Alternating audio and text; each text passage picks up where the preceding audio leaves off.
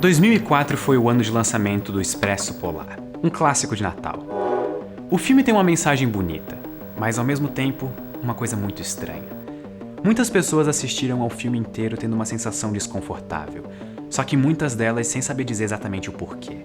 E não, eu não estou falando apenas de crianças. Mesmo hoje, adultos assistindo esse filme provavelmente vão sentir um desconforto. Mas e se eu dissesse que existe uma razão por trás desse desconforto? Ao mesmo tempo em que o filme chama atenção pela estranheza, ele também chama atenção pela tecnologia. Se vocês perceberem como as personagens se movem e as expressões que elas fazem, vocês vão perceber que elas são humanas, mas não exatamente humanas. Só que o problema não é o filme ser uma animação, muito pelo contrário. Eu posso assistir Toy Story até hoje e eu ainda vou chorar no final e achar o filme maravilhoso. Então por que algumas pessoas se sentem tão estranhas e incomodadas assistindo o Expresso Polar?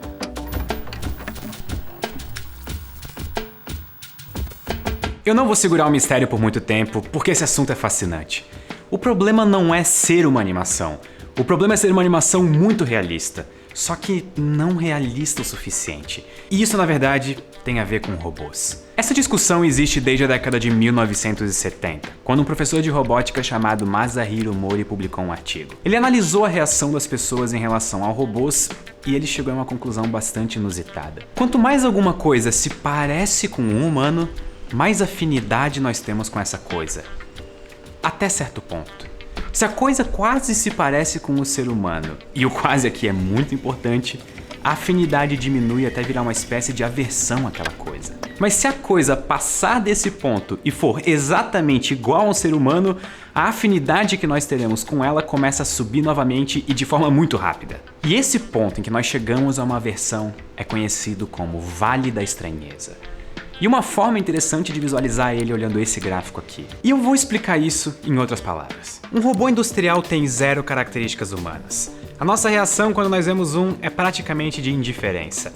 Isso coloca o robô industrial praticamente no 0 do gráfico. Porém, quando você coloca algumas características humanas nesses robôs, por exemplo, aqueles robozinhos que têm pernas e braços e dançam, você começa a criar uma espécie de carinho por aquele robô. Muitas pessoas sentiram isso com o vídeo dos funcionários da Boston Dynamics chutando os robôs em uma demonstração da estabilidade deles. Muitos de nós ficamos com uma pena genuína do robô. Agora, quando nós nos aproximamos ainda mais de características humanas, mas muito importante, não de forma perfeita, nós começamos a achar estranho. Um exemplo perfeito disso é a robô Sofia, ou esse robô aqui chamado Telenoid.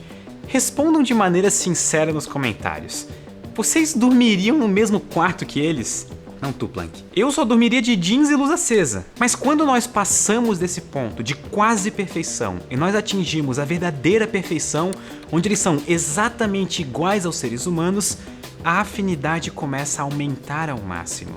E o Masahiro percebeu isso lá em 1970.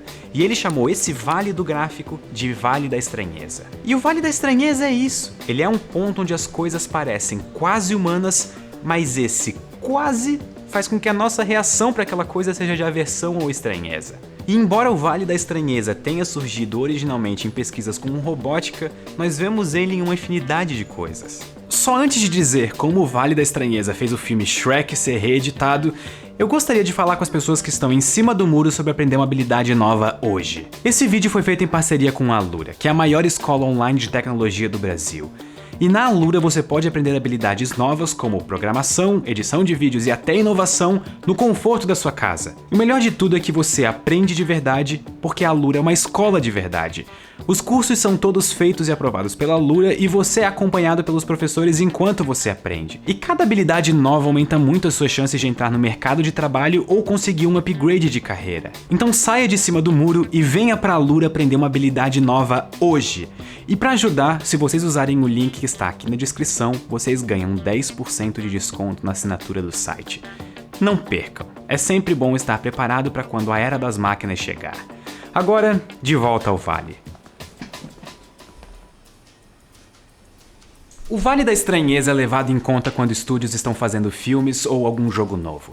Tão em conta, na verdade, que eles já refizeram toda a animação de alguns filmes por causa disso. Talvez o exemplo mais famoso seja o filme Shrek, que na versão original contava com personagens humanos muito mais realistas, principalmente a princesa Fiona. Quando eles fizeram os testes com o público antes de lançar o filme, Eles perceberam que muitas crianças tinham medo ou ficaram bastante incomodadas com ela. E isso foi o suficiente para que todo o filme fosse reeditado de uma maneira que tornasse a princesa Fiona mais cartoonizada e menos realista. A própria Disney e a própria Pixar sempre fazem os seus personagens humanos serem mais cartoonizados, justamente para evitar que o Vale da Estranheza entre em vigor e isso afete a reação do público com o filme. Mas essa não é a única conclusão que o Masahiro chegou quando ele estudou sobre o Vale da Estranheza.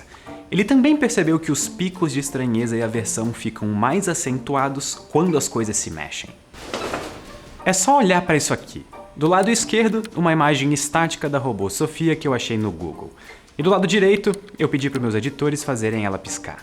Por acaso a robô Sofia piscando te deixa desconfortável? Mas as coisas nunca param de ficar fascinantes. O Vale da Estranheza aparentemente não é algo exclusivo aos seres humanos. Em 2009, em um estudo da Universidade de Princeton, um teste com macacos foi feito. Eles primeiro mostraram uma foto de um macaco real, depois um cartoon de um macaco, em 3 dimensões, e logo depois um rosto de um macaco realista em 3 dimensões. E os macacos reais evitavam de olhar para a renderização realista em 3 dimensões. Exatamente como se eles tivessem uma versão como nós temos. Um Vale da Estranheza versão macaco. Mas qual que é a razão por trás disso? Por que nós precisamos ter a versão de coisas que se parecem com humanos, mas não são exatamente os seres humanos? E aqui eu preciso deixar claro que a razão por trás do Vale da Estranheza não é um consenso. Muita pesquisa está sendo feita. Um dos principais motivos seria uma espécie de violação da norma humana. Em outras palavras, quando alguma coisa se parece muito com um ser humano, nós automaticamente focamos em todas as características que não são humanas. E isso gera desconfiança. Se nós vemos um robô extremamente parecido com um ser humano, mas que se mexe de forma robótica ou sem expressões naturais faciais, nós focamos muito mais nessas características e isso gera estranheza. Já em 2006, um outro artigo trouxe a ideia de que o nosso cérebro não lida muito bem porque isso bate de frente com os mecanismos que o nosso cérebro tem para tentar nos proteger. O nosso cérebro tem diversos mecanismos para evitar que nós fiquemos obcecados com a nossa própria mortalidade. E isso inclusive é um mecanismo de preservação da espécie. Quando nós nos colocamos de frente com um objeto quase humano, mas que não é exatamente humano, nós estamos dando de cara com algo que teoricamente é eterno. Ou seja, esse robô quase humano não vai ficar doente, ele não vai envelhecer, e isso bate de frente com mecanismos do cérebro, como por exemplo a ideia de que a mortalidade é um fato para todas as criaturas. Mas por outro lado, uma ideia bastante interessante que também é muito citada quando você pesquisa o Vale da Estranheza é que ele surge pelo nosso instinto de evitar doenças. Nós temos um instinto de autopreservação, e uma das formas de se preservar é evitar coisas ou pessoas que pareçam ter algo contagioso. E isso também pode ser uma das razões pelas quais nós nos sentimos estranhos quando vemos pessoas doentes deitadas na cama. Aplicando isso aos robôs, nós olhamos para eles e vemos que falta algo que os tornaria 100% humanos. E o nosso instinto de sobrevivência nos leva a achar que aquilo foi causado por alguma doença ou problema que poderia nos atingir. Já outros pesquisadores afirmam que o Vale da Estranheza existe porque, de alguma forma, essas coisas de aparência humana seriam uma afronta à identidade humana. E isso bateria de frente com questões biológicas e até religiosas. O que nos faz humanos e o que nos diferencia dos robôs? O fator biológico é porque a gente é feito de carne e osso? Ou quem sabe é porque nós temos alma? Até mesmo seria difícil de categorizar o que é humano e o que não é humano. E o nosso cérebro gosta de caracterizar coisas, afinal a nossa sobrevivência por muito tempo dependeu disso. E isso nos leva até outra explicação, que se chama sinais perceptuais conflitantes. Essa é a ideia de que o nosso cérebro teria duas reações opostas a um mesmo estímulo. É quase como se ele tivesse dificuldade em reagir a alguma coisa, tipo um robô quase humano, e não conseguisse chegar em uma resposta de o que nós deveríamos sentir. E essa demora, por sua vez, causaria em nós uma espécie de estresse psicológico, explicando o Vale da Estranheza. E uma coisa que ajuda a corroborar essa ideia é que em alguns trabalhos recentes, de 2013 e 2015, pesquisadores concluíram que quando o cérebro sofre esse tipo de estresse, ele acaba dando o sentimento de aversão. É quase como se a nossa cabeça decidisse, eu não sei lidar com isso, então eu vou simplesmente evitar isso, que é basicamente como a maioria de nós lidava com a vida na adolescência. Como vocês já devem ter percebido, são várias explicações para tentar explicar o Vale da Estranheza, e até hoje nós não temos uma resposta 100% correta. No entanto, existem algumas críticas a essa ideia e até mesmo algumas pessoas que negam a existência do Vale da Estranheza. Alguns falam que o Vale da Estranheza só existe para alguns casos específicos e não é uma regra geral.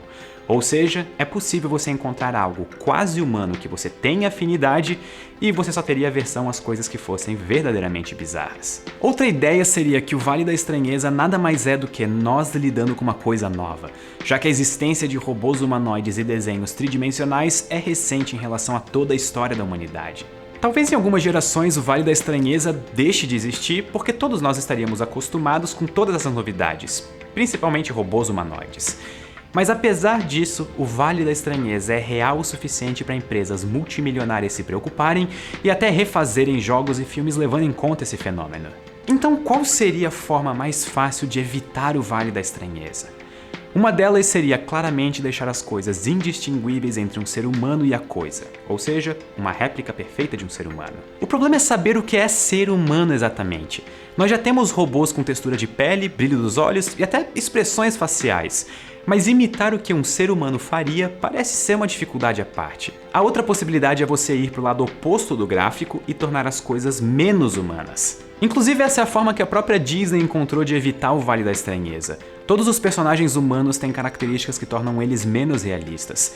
E nós estamos ok com isso. Tipo o formato do rosto da Elsa. Não é algo que você para e pensa, será que é uma humana real ou será que é um desenho? Você sabe de cara que é um desenho. E quem sabe nos impactos mais interessantes disso é que na própria robótica nós parecemos estar indo em uma tendência que nos leva cada vez mais para longe de características humanas em robôs do que o contrário. Quem sabe robôs que não se pareçam humanos sejam realmente a solução.